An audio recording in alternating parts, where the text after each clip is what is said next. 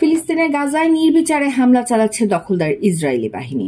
হামলা থেকে বাঁচতে পারছে না নিষ্পাপ শিশু ও নারীরাও। এর প্রতিবাদে সোমবার বাংলাদেশের বিভিন্ন শিক্ষা প্রতিষ্ঠান ক্লাস পরীক্ষা বর্জন করেছে।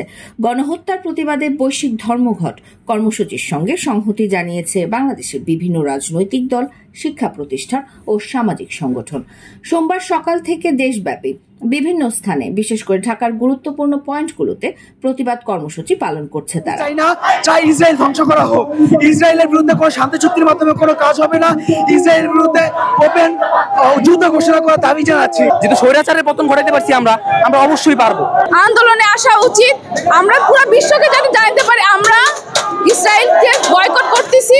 আমরা ধর্মঘট ও বিক্ষোভ হচ্ছে বিশ্বের অন্যান্য দেশেও। ইসরায়েলি আগ্রাসনের প্রতিবাদে ফিলিস্তিনিদের সমর্থনে মরক্কোর রাজধানী রাবাতে হাজার হাজার মানুষ সমাবেশ করেছেন। বিক্ষোভ হচ্ছে যুক্তরাষ্ট্রেও।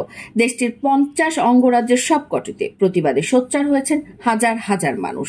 এছাড়া গাজায় ইসরায়েলি বর্বরতার নিন্দা জানিয়ে যুক্তরাজ্য, স্পেন সহ বিশ্বের অন্যান্য দেশেও বিক্ষোভ হচ্ছে। গাজায় ফিলিস্তিনিদের প্রতি সমর্থন জানিয়ে অবিলম্বে হামলা বন্ধের আহ্বান জানিয়েছে বিক্ষোভকারীরা। এ সময় ইসরায়েলকে সন্ত্রাসী রাষ্ট্র আখ্যা দেওয়া হচ্ছে। এদিকে রোববার ফিলিস্তিনের অবরুদ্ধ গাজা ভূখণ্ড থেকে ইসরায়েলে ব্যাপক হামলা চালিয়েছে ভূখণ্ডটির স্বাধীনতাকামী সশস্ত্র গোষ্ঠী হামাস। গত কয়েক মাসের মধ্যে গাজা থেকে ইসরায়েলে চালানো সবচেয়ে বড় এই হামলায় ইসরায়েলে বেশ ক্ষয়ক্ষতিও হয়েছে। প্রাণহানির তথ্য পাওয়া না গেলেও হয়েছে আহত হওয়ার ঘটনা।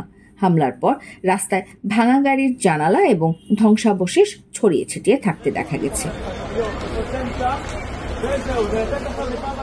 রেমিটেন্স যোদ্ধাদের ঢাকায় বিশেষ ছাড়ে রেডি ফ্ল্যাট দিচ্ছে শতভাগ বিশ্বস্ত ও নির্ভরযোগ্য প্রতিষ্ঠান প্রবাসীর সিটি।